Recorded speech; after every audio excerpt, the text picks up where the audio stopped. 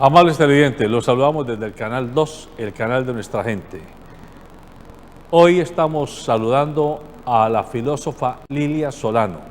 Ella es filósofa graduada de la Universidad del Valle y ha estado dedicada a la docencia, a la investigación y también algunas tareas de gobierno, en Bogotá especialmente.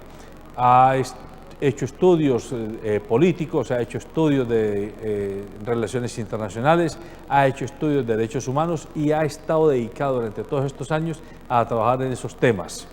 De hecho, trabajó con Clara López en la alcaldía de Bogotá en temas de derechos humanos y trabajó también con Gustavo Petro cuando él fue alcalde de la ciudad en una parte de su periodo, también en los mismos temas de equidad de género y defensa de personas violentadas, víctimas del conflicto interno colombiano. Ahora ella está en la lista de la decencia. La lista de la decencia, como ustedes bien lo saben, es producto de una coalición de varios partidos políticos pequeños, como la ASI, como el Maíz, como la UP, que se juntaron para estructurar una lista de candidatos y candidatas que postulan su nombre al Senado de la República buscando oxigenar con sus visiones y con sus ideas ese nuevo Congreso del país que va a estar entre el 2019 o el 2018 y el 2022 en la próxima legislatura. Lilia, una profesora que además es politóloga y que ha estado dedicada a la defensa de víctimas, pero que al mismo tiempo ha estado haciendo política, porque usted toda la vida ha estado haciendo política. ¿Se ha presentado cuántas elecciones con esta? ¿4? Esta es mi cuarta elección, sí. Tengo que resaltar que en la pasada elección que me presenté con la Unión Patriótica alcancé 72.000 votos. Es decir, es un ejercicio en el que he probado que las mujeres podemos y debemos llegar a los cargos legislativos, los de elección popular, todos los cargos que hayan. Ya. Y ese entusiasmo que no ha perdido por seguir participando de las elecciones, ¿qué lo motiva? Bueno, yo creo que, como siempre digo, la deformación de la profesión. Cuando uno estudia filosofía, fundamentalmente lo que aprende es a pensar. Y de pensar también la historia de este país y de pensar el tema de la justicia. Y por razones de justicia, las mujeres hemos hace 60 años alcanzado el derecho al voto, pero lo que no hemos en equidad y en paridad alcanzado es el derecho a ser elegidas. En el Congreso, menos del 16% son las mujeres. Y yo siempre digo, hay que elegir mujeres, pero que representen bien a las mujeres. Hay, por ejemplo, otros nombres de mujeres, como la señora Cabal, que no representan bien a las mujeres. Entonces, este Congreso, por razones de justicia, necesita... Atención con eso que acaba de usted decir. Sí. Como la sociedad es un variopinto de mentalidades, Sí. Habrá grupos de mujeres que se sienten bien representadas por ella y otro grupo de mujeres que usted representa que no se sienten bien representadas. Pero yo te estoy hablando yo te estoy hablando más que de partidos, estoy hablando de la formación cultural. Porque una cosa es, digamos, yo tengo mi formación, hago parte de una fuerza política, pero hay temas de cultura general, como este de decir que lo de la masacre de las bananeras no había ocurrido en realidad. Esa es otra cosa. Eso tiene que ver con que tú tienes que llegar al Congreso teniendo una base, y esa base debe ser por lo menos la cultura general. Entonces, en ese sentido digo, mujeres bien preparadas, mujeres que no solo tengamos títulos, sino mujeres que entendamos la historia, que sepamos qué tipo de desafíos tiene este país, pero además que tengamos un trabajo real. Cuando usted comenzó a hacer política, ¿con qué organización comenzó a trabajar? Bueno, entonces te voy a contar, eso es bonito, porque yo en la Universidad del Valle fui activista de movimientos estudiantiles, pero luego tuve una beca para ir a Canadá, y ahí fue una oportunidad de ver otro lado del mundo. Yo nunca había salido de Cali, pues de Colombia, había ido a Armenia, había ido a Bogotá, pero cuando fui allá tuve el desafío de otro idioma, otra cultura, y en muchos sentidos como entender, bueno, el mundo es más grande Y ahí aprendí mucho del tema de la equidad de las mujeres y me involucré con el activismo por Colombia, los temas de víctimas, de derechos humanos. Al regresar al país, encontré un trabajo en la Universidad Javeriana donde hice una maestría, pero también ahí comencé a pensar, era profesora de ciencia política, tenemos que pensar, pero también que la acción, el activismo no esté por un lado y los que pensamos por el otro. Entonces tenemos que ir pensando y actuando. Yo digo pensar la acción, pensar lo que debemos, los desafíos, las peleas, las causas sociales. Entonces no veo como el divorcio entre ir a la acción política y también la academia. Cuando estoy solo en el activismo político, siento esa falta que hace lo que te nutre la academia, y cuando estoy solo en la academia, siento también que le falta a la academia, si es solo la academia, ese contacto con la acción. Entonces encontré en eso la acción política, entonces las causas por las víctimas. ¿Y con qué organización comenzó? Ah, bueno, entonces comencé cuando existía el Frente Social y Político.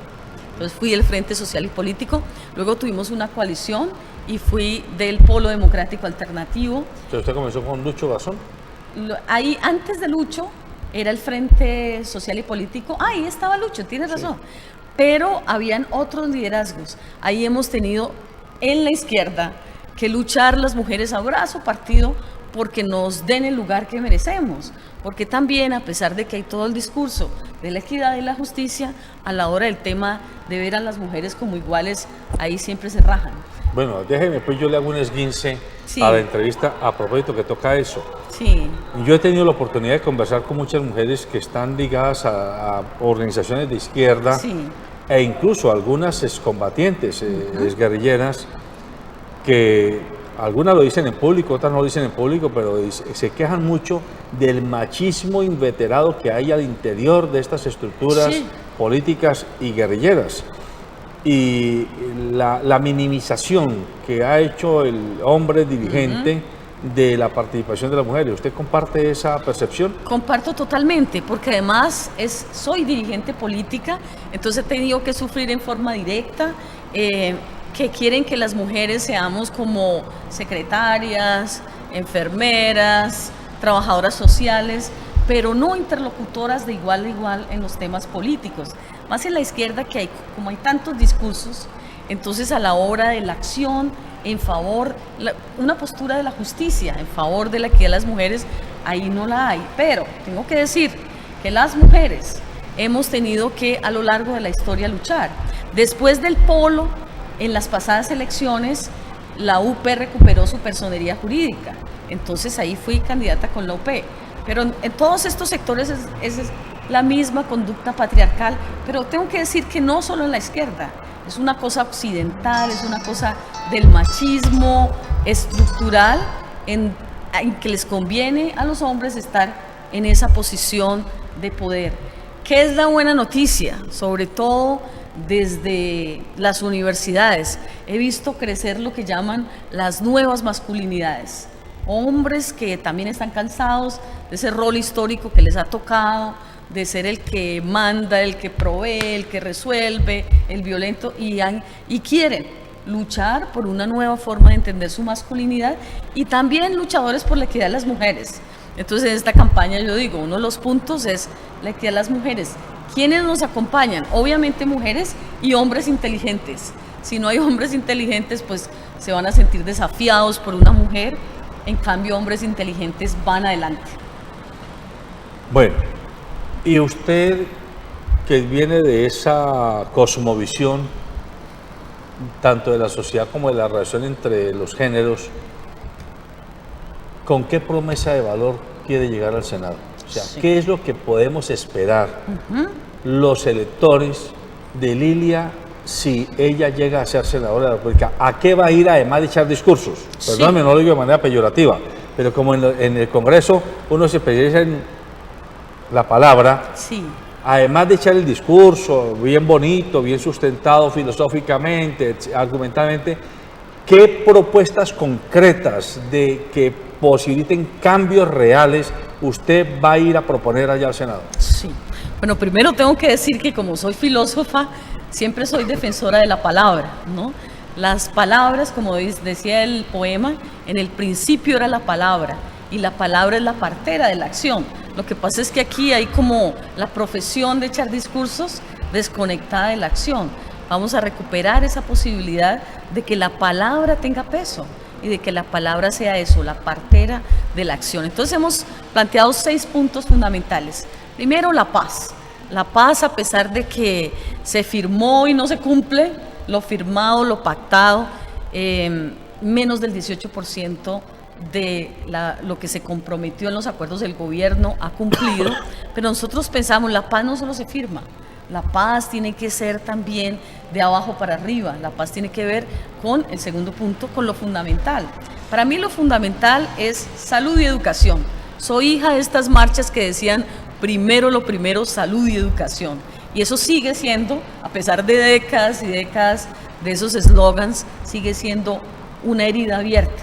Países desarrollados, la salud y la educación de calidad están garantizadas, pero aquí todavía es un desafío estar peleando porque haya salud y educación. Pero espere, antes de que me pase a otro tema. Ya iba para el tercero. Sí, pero ¿cómo usted, mediante qué fórmulas o propuestas legislativas, usted va a intentar llegar a conseguir ese resultado? Porque todos los políticos, yo aquí entrevisto muchos políticos, ¿sí?, todos utilizan las mismas frases de cajón. No digo que la suya es de cajón, no, la pero mía no. Todos utilizan las mismas frases de cajón. La mía no. Que hay que mejorar la salud, que hay que mejorar la educación, que hay que generar empleo, que hay que cuidar el medio ambiente, que hay que seguridad. Es decir, las palabras que saben que toda la gente quiere escuchar. Pero el problema es que cuando les digo cómo, ahí patinan. Bueno, ya no saben cómo. Te voy a tirar un secreto. Primero que todo, no hemos dicho esto, soy de la lista que se llama decentes. Los decentes y las decentes hemos firmado una serie de pactos, no solo firmados, sino hemos llevado a la notaría y todo, que tienen que ver con proyectos de ley, porque al Congreso de la República se va a hacer leyes y hacer control político. Entonces, por ejemplo, leyes que hay que derogar, los que tienen que ver con el modelo económico, con la educación. Yo voy a muchos lugares en el país y los maestros y las maestras dicen, estamos jodidos con la tercerización. Los maestros con contratos de 3 meses, de 6 meses, maestros que lógicamente no tienen la posibilidad de dedicarse a la tarea de ser maestros. Entonces, además de que hay proyectos de ley, hay un montón de proyectos de ley, y tú vas a decir, pero eso no se los van a dejar pasar, porque el aparato de ese poder legislativo también es a favor de la privatización, y temas de la salud, como las EPS, tienen su bancada que defienden la privatización de la salud. Entonces, yo he querido ir más allá y decir, mira, si ese paquete de leyes en el tema de economía social y solidaria, en el tema, por ejemplo, de salud y educación, el tema de trabajo decente, no pasan, que sabemos que va a ser muy difícil que dejen pasar, tenemos que ir a una asamblea constituyente, así tengamos que volver a presentarnos, pero no puede ser que este sea un país donde estemos estancados, atrasados, con la Constitución remendada y que todavía el Congreso de la República esté tomado por grupos de poder. El sector financiero tiene su bancada, el narcotráfico tiene bancada, todos esos poderes que son 200 y pico de congresistas, obviamente tienen el control, y esos son los que se van a elegir, porque tienen bultos de billetes en la espalda para elegirse.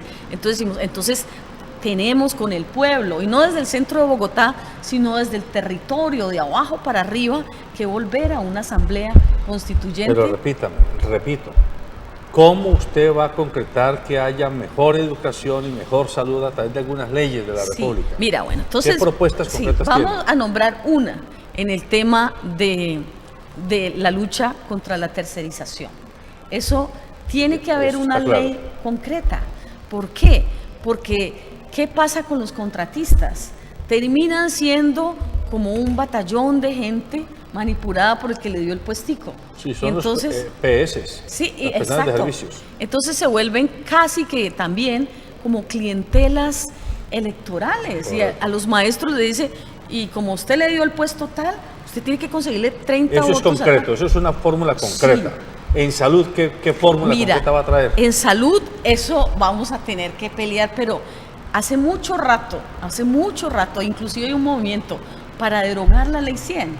La ley 100 tenemos gracias al hoy senador Álvaro Uribe Vélez. Eso, mejor dicho, eso fue nefasto para el país. Y los poderes se pusieron de acuerdo en decir, sí, hay que privatizar la salud. Y se ha vuelto un negocio tan bueno. ¿Y cuál es la propuesta? La propuesta es que vamos a derogar la ley 100 y que la salud vuelva a ser como debe ser, no un negocio, sino un derecho. Hay varios modelos. Discúlpeme que yo trate de... Bueno, es que necesito que el tiempo nos rinda para que usted pueda decir sus fórmulas. Bueno, hay muchos modelos. Por ejemplo, yo estudié en Canadá. Eso se ha ido cambiando y privatizando, pero ¿qué había? Salud de calidad para toda la población, como algo central de la responsabilidad del Estado.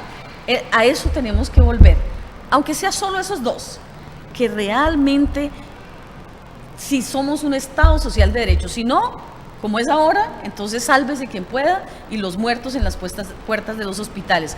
Pero si esto es un Estado social de derecho en salud y educación, un paquete de leyes derogando la ley 100, hay que volver a la cobertura. Es que lo que hay parece impensable tumbarlo, pero eso hay que tumbarlo y hay que volver a la cobertura para toda la población. Y lo mismo en el Hay cobertura, lo que no hay es atención de calidad. No, entonces, no hay cobertura, porque la gente dice, yo voy, van a la puerta de los hospitales, eso en Bogotá está a la orden del día, y la gente se muere en esas puertas. Por eso, de los entonces, la propuesta, ¿cuál sería? ¿Acabar las EPS? ¿Crear un nuevo organismo centralizado? Te voy a decir, está comprobado esto, porque eso es parte de informes que hay. Las EPS, como hay tanta plata para ese tipo de negocios, se han vuelto empresas también fachadas del narcotráfico, EPS que son lavanderías. ¿Cómo vamos a decir que eso no se puede desmontar? Sería como, estamos destinados a que este país esté en las manos de quienes privatizaron. Desmontamos las EPS, ¿y qué creamos en cambio? Y tenemos que volver al modelo de crear, mira, ¿por qué dicen que no, que los hospitales tienen que cerrarlos? En un país donde se cierran hospitales cuando no hay suficiente cobertura y se construyen cárceles. O sea que sí hay los recursos para que pueda entonces haber cobertura en salud. Eso es la ley fundamental, que vuelva a estar en el control del Estado, pero un Estado social de derecho. Eso es que no haya salud y que no haya educación, tiene que ver con el que no haya paz, con que no haya derechos fundamentales. En su agenda política está planteando que quiere trabajar por el desarrollo social y territorial. Dígame con qué fórmula. No me vaya a contar que tenemos muchos problemas, pues ya sabemos. Bueno. Yo lo que quiero es que usted le diga a los electores que están viendo, ¿sí?, qué fórmulas, qué propuestas concretas va a llevar que apunten al desarrollo social y territorial. Bueno, aunque no te gusta que te explique, voy a explicar para los televidentes. El desarrollo social y territorial tiene que ver con la tremenda deuda que hay con lo rural.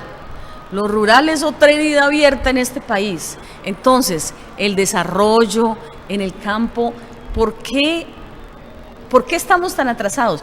Fundamentalmente en este país, la lucha por la tierra ha generado una guerra tras otra. ¿Qué se requiere? Realmente inversión, se quiere volver a un sentido de una reforma agraria. El punto 1 de los acuerdos con las FARC tenían que ver con desarrollo rural integral. Bueno, eso se ha cambiado tanto y no se ha cumplido que se ha desdibujado. ¿Qué tenemos que hacer? Ese punto, un paquete de leyes, no solo una, en el tema de una verdadera reforma rural integral y, como hemos dicho en muchos lugares, volver a que la tierra productiva no esté en las manos de un puñadito, sino que con leyes. La tierra productiva tiene que ser para el campesinado, uno de los temores que genera la plataforma política de Gustavo Petro y de todos los que acompañan a Gustavo Petro es que él menciona, voy a poner unos impuestos altos a la tierra improductiva, de tal forma que el que teniendo la improductiva ya no esté estimulado por los impuestos y entonces venda la tierra. Y si no la vende, el Estado se la expropia, es decir, se la compra por interés público. Pero eso que técnicamente es visto así, políticamente leído como que aquí viene el castrochavismo. Vienen a quitar la tierra como comenzó a hacerlo Chávez en Venezuela cuando llegó, que él comenzó a decir exprópiese aquí, exprópiese allá y exprópiese allá. ¿Cuál es la diferencia? ¿Ustedes vienen a hacer eso realmente o ustedes siguen reivindicando el derecho a la libre empresa, el derecho a la propiedad privada con responsabilidad social o definitivamente pretenden socialización de los bienes productivos? Mira, el 10% de la población tiene el control de toda la tierra productiva y el campesinado muchas veces desplazado, refugiado, excluido del acceso a trabajar la tierra. En 1836, en Estados Unidos, hubo esa misma reforma que hoy se está proponiendo en 1836, que la tierra que es productiva y que está en un sentido acumuladas, sea vendida. ¿Para qué? Para ser trabajada, para ser cultivada, no para ser nuevamente acumulada. Eso también lo había en Canadá.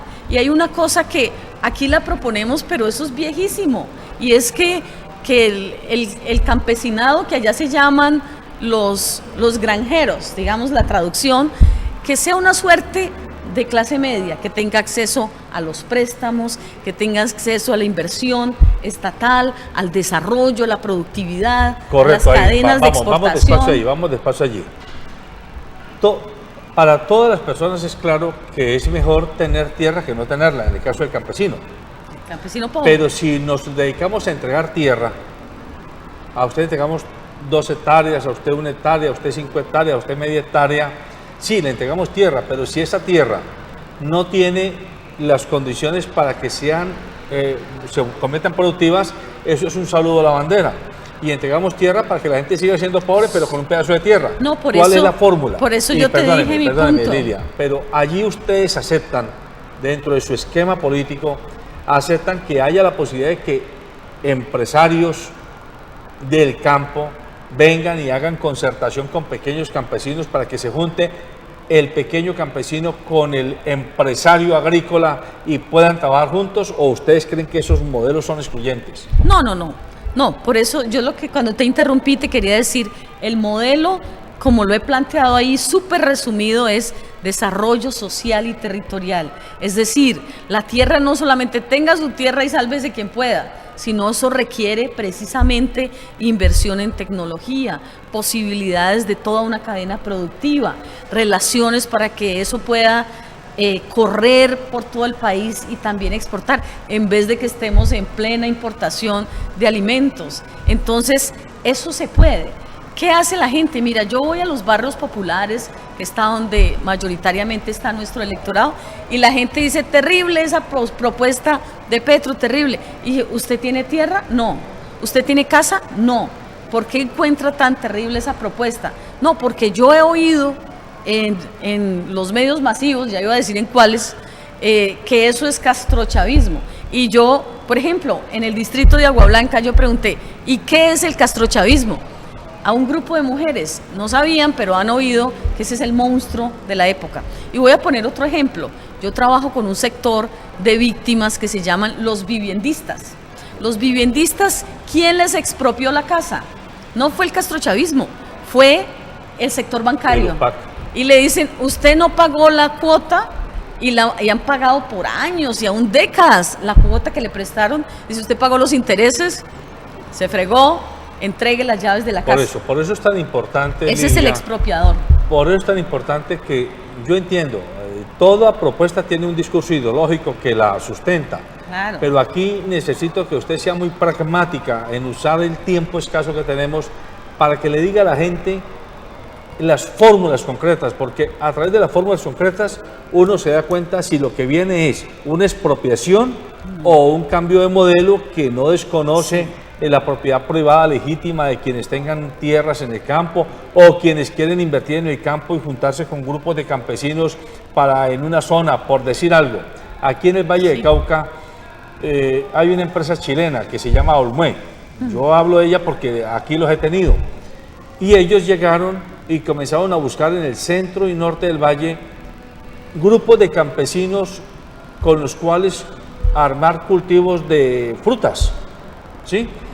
Y yo he ido a ciertas zonas donde efectivamente algunos que tienen 2 hectáreas, otros 4 hectáreas, otros 5 hectáreas, han logrado cultivar y ellos les garantizan la compra de ese producto, sí, claro, de tal manera que se vuelve sano que yo tenga 2 hectáreas porque les saco platica, digámoslo así. Sí. Pero si eso no fuera así, si el campesino no tuviera un comprador que tiene que tener músculo económico, se quedaría en la olla. Sí, por eso yo te estaba explicando. No se llama solo desarrollo territorial, desarrollo social y territorial. Es decir, que el mismo Estado inclusive puede proveer unos recursos y puede proveer los vínculos con países en el exterior, con medianos y grandes cultivadores y productores, para que entonces podamos redistribuir la posibilidad de que la tierra sea productiva y que sea también como, no como un cliché, sino de verdad para los que la trabajan. Esto de cultivar frutas, tú vas por todo el país y encuentras, por ejemplo, un montón de piñas tiradas, pero montones, por miles. Y no, es que nos dijeron que cultiváramos piña, que ahí nos iban a apoyarnos, y luego no hubo la cadena de cómo vamos a hacer para que esas piñas entonces puedan correr por todo el país. Entonces no es solo la tierra, hay que invertir, no solo invertir, hay que crear los canales para que estén intercomunicados los pueblos. Pero no me ha contestado la pregunta que le estoy haciendo hace ratico. Un proyecto de ley. ¿Ustedes van a trabajar con el sector empresarial o no? Yo ya te contesté, si no tú quieres que yo diga sí, entonces la respuesta es sí. ¿Es por qué? Porque usted acaba de decir que hay gentes que repiten el castrochavismo y no saben qué es el castrochavismo porque lo escuchan. Si ustedes, que son los líderes, que están siendo cuestionados por ese mito que se está creando, tienen la obligación, Lilia, lo digo con mucho respeto y con mucho cariño, tienen la obligación de hacer pedagogía ante el electorado y hablar en castizo. Entonces yo le pregunto, si usted es senadora de la República y Gustavo Petro es presidente de la República, ¿van ustedes a promover leyes que permitan que el empresario grande, digamos lo que tenga tierra grande, y el empresario pequeño se puedan juntar, sí o no? Sí, entonces bueno, seamos así de resumidos. La respuesta es sí, lógico, obvio, en el mundo entero. O sea que el empresario grande no tiene que tener ese miedo pavoroso de que le van a quitar la tierra. Lo que pasa es que también tratan a la gente como niños. Entonces al niño se le dice, ahí viene el coco, para que el niño se ponga a llorar. Aquí no, aquí el electorado está despertando y le dicen, el coco es el castrochavismo, y la gente llena las plazas para oír a Petro. ¿Y qué propuesta tiene? Una cosa viejísima, que en los pueblos ancestrales se llamaba el bien común de la humanidad, es decir, que haya la posibilidad del desarrollo integral. Al siguiente. Usted habla de economía para la vida. Sí.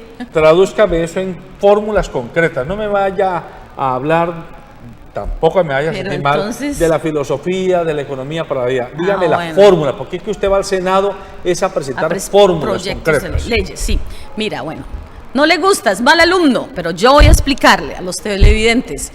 Es lo siguiente, economía para la vida no nos la estamos inventando aquí, es una cosa que ya está inventada hace años y que está desarrollada en otros países, donde se plantea que no puede haber solo la acumulación del capital, de la riqueza, del ingreso en las manos de unos pocos, sino que tiene la obligación, y eso es con proyectos de ley, de que la economía esté garantizada, una economía que llamamos, entre otras, la forma más fácil porque ya existe, social y solidaria, con unos proyectos de ley muy sencillos que pongan al alcance de la mayoría. ¿Cuáles son los proyectos de ley? Mira, por ejemplo, hay una ley sobre la economía solidaria.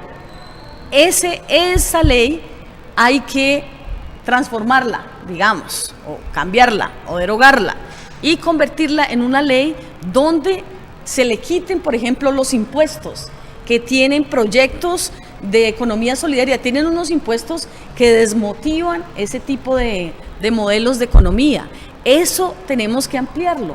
¿Por qué? Porque la economía es el eje de la vida y la economía tiene entonces que estar al servicio y sobre todo en un modelo, digamos, como hay aquí, que el legislativo y el ejecutivo tienen un gran control, entonces que eso se convierta en este proyecto de ley. Hay un proyecto de ley presentado, que no lo hice yo, nos reunimos con un grupo grande de la economía solidaria, tienen 3 proyectos de ley, lo que yo dije, nosotros somos parlamentarios de movimientos, esos proyectos de ley tenemos que defenderlos, presentarlos, la transformación del modelo económico, así sea un poquito, así sea arañarle al modelo de acumulación del capital un pedacito para que ese pedacito produzca, por ejemplo, tú vas por todo el país, la gente dice proyectos productivos, bueno, ¿qué quiere decir eso? Que se concentró como nunca antes la riqueza, entonces si no se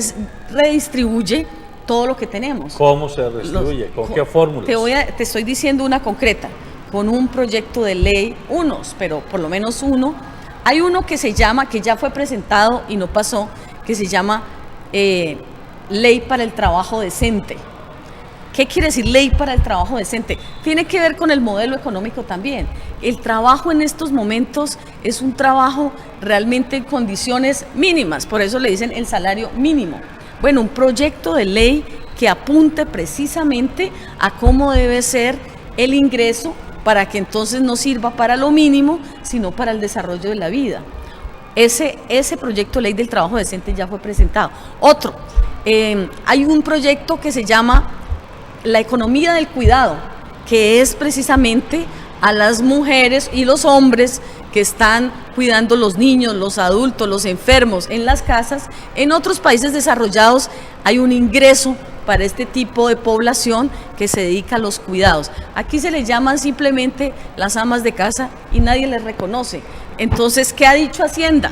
El Ministerio de Hacienda dice no hay plata. No entendemos cómo la corrupción es gigantesca y en los proyectos que tiene que ver con la transformación de la economía, con la transformación del desarrollo social y territorial, entonces no hay recursos. A ver, en esa línea, a mí, por ejemplo, el tema de la economía privada me parece un tema muy sugestivo. Me parece que ese es un enfoque interesante y ahí uno ve una propuesta concreta, que a estas mujeres que están cuidando a los niños o los ancianos en sus familias, los enfermos, se les reconozca un valor económico equivalente por su tiempo dedicado. Me parece que es una fórmula concreta, pero eso me lleva a preguntarle, ¿pero ustedes son amigos de los subsidios por el hecho de que yo me inscribí y yo digo que soy del estrato A, entonces me dan subsidio por cada hijo que tengo, me dan subsidio porque vengo de tal parte?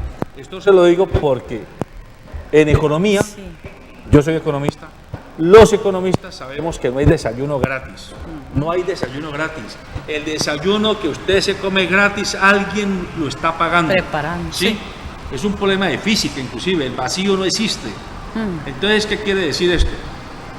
Que hoy día estamos asistiendo a una generación de jóvenes, que además de que no tuvieron estudio o que tuvieron un estudio precario, vienen levantados de unas familias que llevan 12 y 16 años recibiendo un subsidio del Estado que los ha paralizado.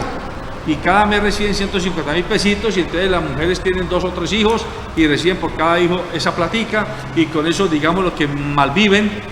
Pero entonces esa base social se paralizó. Sí. ¿Ustedes creen que eso es bueno? Yo tengo otra versión de la historia. Yo he recorrido todo el país, municipios, pueblos, veredas, todo el país. Y yo te puedo decir que esa versión de que con esos subsidios la gente está paralizada es una versión que no corresponde a lo que... Mira tú, ¿quién vive con 150.000 pesos? Nadie. Y que familias se queden simplemente pelechando con esos 150.000, sí habrán algunos casos, pero yo creo que es parte también de un país que ha quedado atrasado décadas, y entonces esas migajas se le dan como cuando se le da caridad a alguien, porque no hay justicia, porque no hay democracia, porque no hay desarrollo. Entonces yo no creo que esto sea una suerte de otro subsidio, tiene que ser basado en un desarrollo integral en el sentido de que también haya educación y haya salud. Cuando a alguien se le da un subsidio y se quedó ahí con esos 4 pesos con los cuales viven la indigencia es porque no hay educación. Un país que no está educado es un país que se conforma con unas monedas que le podrían dar, digamos, por caridad, pero no pensando en qué tipo realmente de ser humano soy yo y en qué tipo de democracia vivo. Vámonos en el tema de economía, antes de saltar al otro tema. Sí. Eso me parece muy importante porque es la manera como ustedes pueden explicarle a la gente hasta dónde sus propuestas son viables claro, o no. Claro. Cuando España en los años 80 del siglo pasado recuperó la democracia,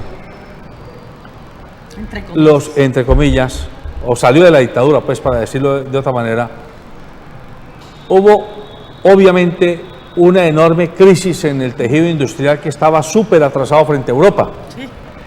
Pero los gobernantes y los políticos de esa época tuvieron a bien pensar que en lugar de darle el subsidio al trabajador que se quedaba sin el trabajo, le dijeron a los trabajadores: les vamos a entregar el subsidio, pero en capital, para que ustedes retomen las empresas, creen empresas laborales con ánimo de lucro, es decir, empresas comerciales que van a pagar impuestos, que no son sin ánimo de lucro.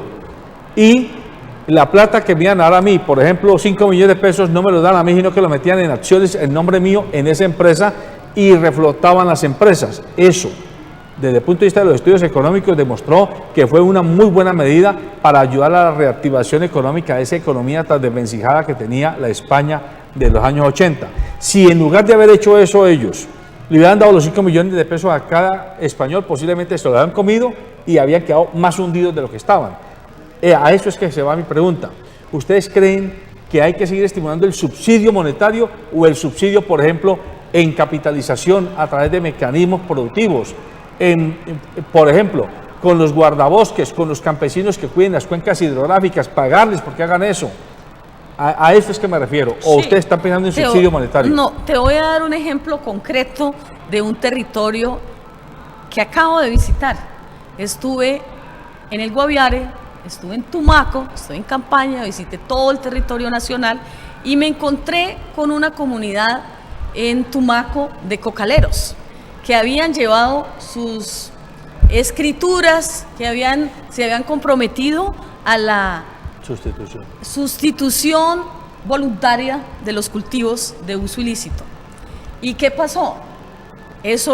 A eso se comprometió el gobierno colombiano y ellos firmaron y con ellos se pactó cuánto es el subsidio, en qué lo iban a invertir, cómo iban a tener complementariamente desarrollo en la región. ¿Qué pasó?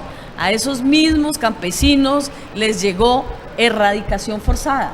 Erradicación forzada es cero sustitución, cero recursos para producir, cero recursos para cultivar y por la vía de la fuerza. Entonces aquí tienen su erradicación. Entonces había esa tremenda confrontación y yo como docente me fui a investigar y entonces le pregunté al nuevo jefe de la policía, le dije, pero ¿por qué si ya pactaron sustitución para cultivar, para individualmente levantar las matas de coca, ¿por qué viene la erradicación forzada? Me dijeron, hay millones para erradicación forzada que vienen del programa antinarcóticos y hay monedas para sustitución de cultivos voluntaria. Ahí está el problema de este país, que los recursos, en vez de ser para el desarrollo, para la inversión, entonces son para echar bala. O sea que entonces en conclusión podríamos decir que la propuesta de usted va a ser que la plata que se está metiendo en erradicación, ese volumen de dinero se meta en sustitución. Sí, pero y que le permita seguir siendo productivos a los campesinos. Exacto, los campesinos tienen idea de cómo hacerlo, de qué van a necesitan cultivar. Es que les compren lo que pero ellos cultivan. Necesitan es que le cumplan, porque es que ya firmaron, ya se comprometieron y en vez de eso les llegó la fuerza con millones para erradicación forzada. Pasemos a equidad de las mujeres. Me encanta. Equidad de las mujeres, eso, a ver, ¿cómo hay que entenderlo? Como que es que para ustedes parten de la premisa de que los hombres estamos aquí, las mujeres están acá, entonces hay que comenzar a hacer esto para que queden más o menos así, o se refieren a que el trato que se le da económico, el trato social, el trato cultural que se le da a la mujer independiente de los cargos y de los roles que jueguen, no es consistente con una sociedad moderna? ¿A qué se refiere? Sí, bueno, muy bien, muy buena pregunta. Equidad es diferente a igualdad, ¿no? Igualdad es démosle este peso a todo el mundo para que quede igual. Iguales. Equidad es darle de acuerdo a su necesidad. Hay mujeres que dicen, no, yo no veo dónde está la inequidad, yo siempre he vivido bien. Entonces, ahí no habría la necesidad de la equidad. La equidad es en los lugares donde más ha faltado la justicia. Y te voy a decir 3 temas fundamentales. 1, la superación de todas las formas de violencia contra niñas y mujeres. A pesar de que muchos hombres dicen, pero yo no soy machista, hay una estructura que no es solo en Colombia, sino en el mundo entero, de poder. Y esa estructura de poder, que nosotros le llamamos el machismo, la estructura patriarcal, también hay hombres y mujeres que son patriarcales. Entonces, cuando es una estructura de poder, se mantiene una otra vez. Es que el machismo nace en ustedes. No solo en nosotras. No, nace la mamá. La mamá desde que comienza a amamantar el bebé ya le está metiendo el machismo. Eso sería fácil entonces de cambiarlo, pero es una estructura que es de poder y una pirámide también ideológica. Entonces dicen, no, en el tema de la violencia, pongámonos en ese tema, cada 3 días hay el asesinato de una mujer por razones que le llaman feminicidios, por razones de la condición de género. Esta sociedad medio desarrollada no puede aceptar que hayan violencias contra niñas y mujeres. No puede. Tenemos que superar eso y en eso tenemos que alcanzar como sociedad un acuerdo y unas leyes. 2. Eso. Ahora, ¿cuáles son las propuestas? El tema fundamental, muchas de las violencias tienen que ver con la dependencia en que las mujeres se encuentran económicamente. Entonces, leyes para la autonomía económica de las mujeres, porque si no hay autonomía económica, ¿cómo se lograría? Hay una cantidad de propuestas, te digo. Inclusive yo estuve en un debate en el Congreso de la República sobre el tema, por ejemplo, de un ministerio de la mujer, y el Ministerio de Hacienda dijo, no, para eso no hay plata. Y siempre decimos, y la plata de la corrupción, que es a chorros, es por billones, ¿no? Por ejemplo, Reficar. Entonces hay un paquete de propuestas, de proyectos de ley en los temas de autonomía económica. Por eso, una medida. Deme uno una medida solo. Que yo pueda entender y que nuestros televidentes entiendan. ¿Cómo es eso cómo se lograría la autonomía económica a través de una ley? Sí, mira, tienen que, como sí hay recursos, o como dice la canción, la platica está es mal repartida, tiene que haber un proyecto de ley para que esos recursos puedan llegar a las mujeres. Te voy a decir un ejemplo del Ministerio de Trabajo.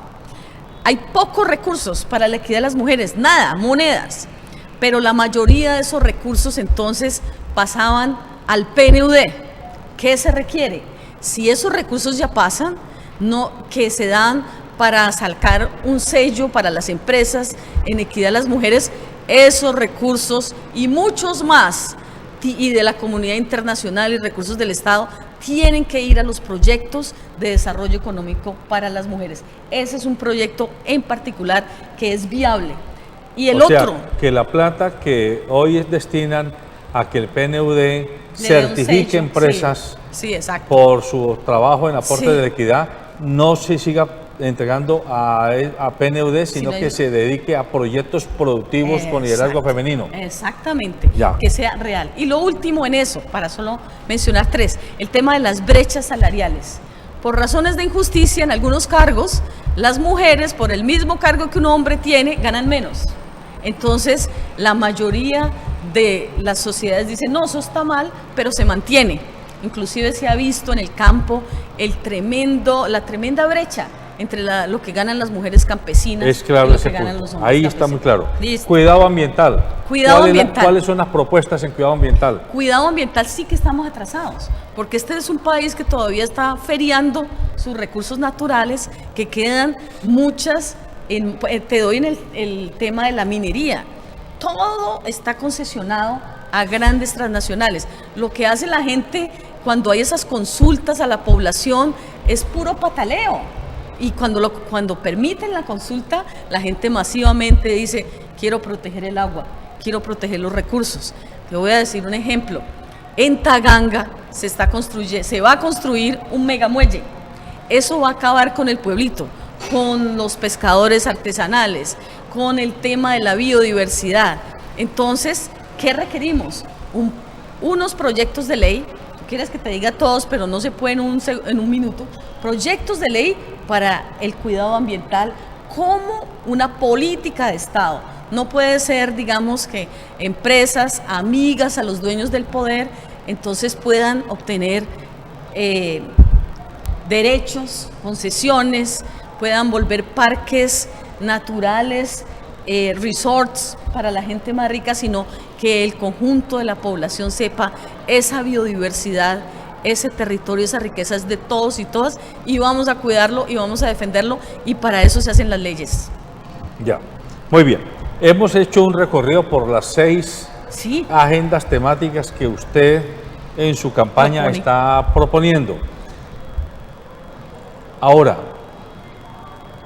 el papel de una senadora, si usted es elegida senadora, no es llegar allá a echar la arenga y decir esta es mi propuesta, sino que tiene que llegar allá a conciliar, a concertar y a negociar. ¿Con quién? Pues con los otros senadores, con los otros representantes a la Cámara, es decir, con esos 267 congresistas adicionales a usted.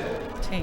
Su talante, como usted es dirigente política, ¿su talante es de negociar o su talante es de ir allá a revolcar eso y de ponerlo patas arriba y que es que esta ley la vamos a imponer de la manera que sea y si no pedimos una asamblea constituyente y que se cierre el Congreso? Yo estoy provocándola para que usted nos diga lo que podemos esperar de usted. Bueno, primero lo que siempre pueden esperar es que estoy comprometida con lo que llamo el resumen de estas propuestas, el bien común. El bien común debía ser algo de sentido común, pero no es. Entonces hay que hacer las dos. Hay que concertar, hay que dialogar. Yo soy una defensora de las salidas negociadas. He sido a lo largo de la trayectoria de mi vida, pero también cuando ese poder se vuelve una pared y ellos sí tienen el quórum para que sus proyectos de ley avancen, entonces tenemos que echar mano de que haya una bancada, de que yo solamente no sea la que me elija, sino que haya una bancada, que yo le he llamado la bancada social, que haya gente inclusive decente en otros partidos, como en los Verdes, en el Polo, que se elijan en el Mira, decentes. ¿Acepta usted que puede encontrar gente decente en el Partido Liberal, en el Partido Conservador, en el Partido Centro Democrático? Hay otros que si no tiene, el Centro Democrático sinceramente... ¿Cree que no hay nadie decente? No hay decentes porque la cabeza de su partido es alguien comprometido, investigado por crímenes y por corrupción. Entonces, ¿qué decencia puede tener un partido así? Pero usted está ahí macartizando a los 20 o 25 que vayan a salir. No macartizando. Yo sé que hay una cabeza de ese partido y esa cabeza es la que decide sobre el resto. Ahí sí que hay una dictadura de la bancada. Entonces, lo que digo, frente a esa, tenemos que tener una bancada de lo social. Mejor dicho, usted nos está diciendo que con todo lo demás negocia, pero con Centro Democrático no va a negociar. Es que mira, yo personalmente, usted como senadora, como defensora de víctimas, es que cuando sea senadora no voy a cambiarme de ropa y ya no soy defensora de víctimas. Entonces usted es senadora y le toca entrar a concertar, ¿no concerta nada con Centro Democrático? Mira, yo sinceramente llamo a este país a no darle el voto ni a corruptos, ni a criminales, ni a mafiosos, ni a quienes estén investigados por las anteriores, porque si se le da el voto a quienes están investigados, que han logrado han evadido la justicia para que no avancen sus investigaciones, eso no tiene futuro. Tenemos que cambiar este Congreso y tenemos que cambiar este país.